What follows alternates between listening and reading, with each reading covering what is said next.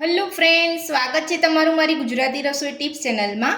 તો આજે આપણે બનાવીશું ગૌરી વ્રત અને જયા પાર્વતી વ્રતના ઉપવાસમાં ખાઈ શકાય તેવા ખારી ભાજીના ફરારી થેપલા। તો ચલો આપણે બનાવવાનું શરૂ કરીએ।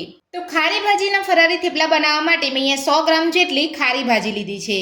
તો ખારી ભાજીને તમારે આ રીતે પાંદડા અલગ કરી લેવાના છે। અહીંયા દાળખી સહિત આપણે અહીંયા ખારી ભાજી નથી લેવાની। તો સૌથી પહેલાં આપણે ખારી ભાજીને 2 થી 3 પાણીએ ધોઈ લઈશું। તો ભાજી ધોતી વખતે તમારે પાણીનો ઉપયોગ વધારે કરવાનો છે, તો ભાજીની અંદર માટીવાળો ભાગ રહેલો બધો સરસ રીતે નીકળી જાય। આ રીતે આપણે ભાજીને 2 થી 3 વાર ચોખ્ખા પાણીએ ધોઈ લઈશું। તો ખારી ભાજીને આપણે અહીંયા 2 થી 3 વાર ચોખ્ખા પાણીએ ધોઈ અને એક બાઉલની અંદર લઈ લીધી છે। તો હવે આપણે તેની અંદર 1 વાટકી જેટલો ઘઉંનો લોટ ઉમેરીશું। તો મેં અહીંયા જે રેગ્યુલર આપણે રોટલી બનાવતા હોય તે લોટ લીધો છે।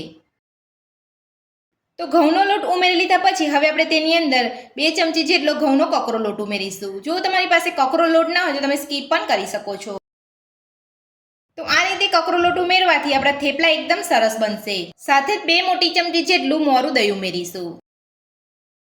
સાથે જ 1 ચમચી જેટલો લીંબુનો રસ ઉમેરીશું। અડધી ચમચી કારા મરીનો પાવડર ઉમેરીશું। કારા મરીનો પાવડર તમે અહીંયા વધારે લેવા માંગતા હોય તો વધારે પણ લઈ શકો છો। મરી પાવડર ઉમેરી લીધા પછી થેપલા એકદમ સોફ્ટ બને તેના માટે આપણે અહીંયા 1 ચમચી જેટલું ઘી ઉમેરીશું। બધું સરસ મિક્સ કરી લઈશું। તો મારી આ રીતે આ જયા પાર્વતી વ્રત અને ગૌરી વ્રતની અંદર આ થેપલા બનાવવાનું એકવાર જરૂરથી ટ્રાય કરજો। થેપલા એકદમ સોફ્ટ અને એકદમ ટેસ્ટી બનીને તૈયાર થશે। જો તમને અહીંયા થોડું પાણીની જરૂર પડે એવું લાગે તો તમારે અહીંયા થોડું ઉમેરી લેવાનું છે। તો બધું જ આપણે અહીંયા સરસ મિક્સ કરી લીધું છે ને મને અહીંયા થોડી પાણીની જરૂર લાગી રહી છે, એટલે અહીંયા હું 2 ચમચી જેટલું પાણી ઉમેરી રહી છું। તો 2 ચમચી જેટલું પાણી આપણે અહીંયા ઉમેરી લીધું છે। તો હવે આપણે બધું સરસ મિક્સ કરી લઈશું। તો તમે જોઈ શકો છો મારે આટલા લોટની અંદર ફક્ત 2 ચમચી જેટલા પાણીની જરૂર પડી છે અને આપણો લોટ એકદમ આસાનીથી અહીંયા બંધાઈ ગયો છે। તો આ લોટને વધારે પડતો ઢીલો નથી કરવાનો, મીડિયમ કડક લોટ જ બાંધવાનો છે। તો ફરારી થેપલાનો લોટ આપણો બંધાઈને તૈયાર છે। તો આ રીતનો તમારે લોટ બાંધવાનો છે, ના વધારે પડતો ઢીલો કે ના વધારે પડતો કડક। આ રીતનો લોટ બાંધશો તો તમે આસાનીથી થેપલા બનાવી શકશો। તો આ થેપલા તમે ગળ્યા દહીં સાથે ખાશો તો ખાવામાં એકદમ ટેસ્ટી લાગશે। તો થેપલાનો લોટ આપણો અહીંયા બંધાઈને તૈયાર છે। તો હવે આપણે લોટમાંથી થેપલા બનાવીશું। તો આ લોટને આપણે અહીંયા ઢાંકી રાખવાની જરૂર નથી, ડાયરેક્ટ જ આપણે અહીંયા થેપલા બનાવી લેવાના છે। તો થેપલા બનાવવા માટે હવે આપણે બાંધેલા લોટમાંથી એક લુવો લઈ લઈશું। તો જે સાઇઝની અંદર તમારે અહીંયા થેપલા બનાવવા હોય, નાના કે મોટા, એ રીતે તમારે અહીંયા લુવો લેવાનો છે। તો હું અહીંયા મીડિયમ સાઇઝના થેપલા બનાવી રહી છું। તો હવે આપણે લુવાને પાટલા ઉપર રાખી અને વણી લઈશું। તો લુવો આપણે અહીંયા પાટલા ઉપર લઈ લીધો છે। તો હવે આપણે લુવા પર થોડો કોરો લોટ ભભરાવીશું। જો તમારે આ રીતનો કોરો લોટ ભભરાવીને તમારે થેપલા ના બનાવો તો તમે થોડું તેલ લગાવીને થેપલાને વણી લેવાનું છે। તો તમારું થેપલું એકદમ સરસ રીતે વણાઈ જશે અને વધારે તમારે જોર કરીને થેપલાને નથી વણવાનું, હળવા હાથે જ વણવાનું છે। જો તમારું થેપલું આ રીતે ફાટી જાય તો તમારે હાથ વડે થોડું સેટ કરી લેવાનું છે।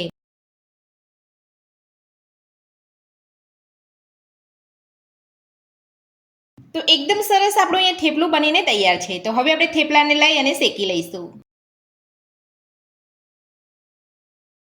તો થેપલાને શેકવા માટે મેં અહીંયા ગેસ ઉપર એક તવો ગરમ કરવા રાખ્યો છે અને તવો આપણો અહીંયા સરસ ગરમ થઈ ગયો છે। તો સૌથી પહેલાં આપણે તવા ઉપર થોડું તેલ લગાવી લઈશું। હવે આપણે થેપલું લઈ લઈશું અને ગેસની મીડિયમ ફ્લેમ પર આપણે થેપલાને શેકી લઈશું। તવા ઉપર થોડું તેલ લગાવી અને આ રીતે તમારે અહીંયા થેપલાને થોડું ફેરવી લેવાનું છે, એટલે બધી જ બાજુ સરસ રીતે તેલ લાગી જાય।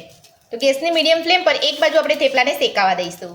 તો હવે આપણે થેપલાને પલટાવી અને ચેક કરી લઈશું। તો થેપલાને પલટાવતા પહેલા આપણે થેપલા ઉપર થોડું તેલ લગાવી લઈશું। તો તમે જોઈ શકો છો આપણું થેપલું એક બાજુ એકદમ સરસ રીતે શેકાઈ ગયું છે। તો આ જ રીતે આપણે ગેસની મીડિયમ ફ્લેમ પર બીજી બાજુ પણ થેપલાને શેકાવા દઈશું।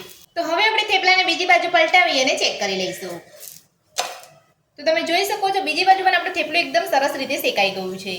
તો હવે આપણે થેપલાને કાઢી લઈશું અને આ જ રીતે બધા થેપલા બનાવી લઈશું। તો બીજું થેપલું મેં અહીંયા બનાવી લીધું છે। તો જો તમે રાઉન્ડ શેપની અંદર થેપલાને કટ કરવા માંગતા હોય તો ઘરમાં રહેલું આ રીતનું કોઈ પણ વાસણ તમારે લઈ અને થેપલાને રાઉન્ડ શેપની અંદર કટ કરી લેવાનું છે। તો સાઈડનો ભાગ છે આપણે કાઢી લઈશું। તો તમે જોઈ શકો છો આપણે થેપલાને એકદમ સરસ રાઉન્ડ શેપની અંદર કટ કરી લીધું છે। તો તમે આ રીતે રાઉન્ડ શેપની અંદર થેપલા બનાવી શકો છો। તો તો હવે આપણે થેપલાને શેકી લઈશું. તો તમે જોઈ શકો છો આપણે બીજા થેપલાને પણ બંને બાજુ પલટાવી અને સરસ રીતે શેકી લીધું છે અને આપણું થેપલું એકદમ સરસ રાઉન્ડ શેપની અંદર બન્યું છે. તો આ જ રીતે આપણે બધા થેપલા બનાવી લઈશું. તો ગૌરી વ્રત અને જયા પાર્વતી વ્રતની અંદર ખાઈ શકાય તેવા ફરાળી ખારી ભાજીના થેપલા બનીને આપણા તૈયાર છે. તો આ ખારી ભાજીના થેપલા તમે ગળ્યા દહીં સાથે પણ ખાઈ શકો છો અને તમે જોઈ શકો છો આપણા થેપલા એકદમ સોફ્ટ બન્યા છે.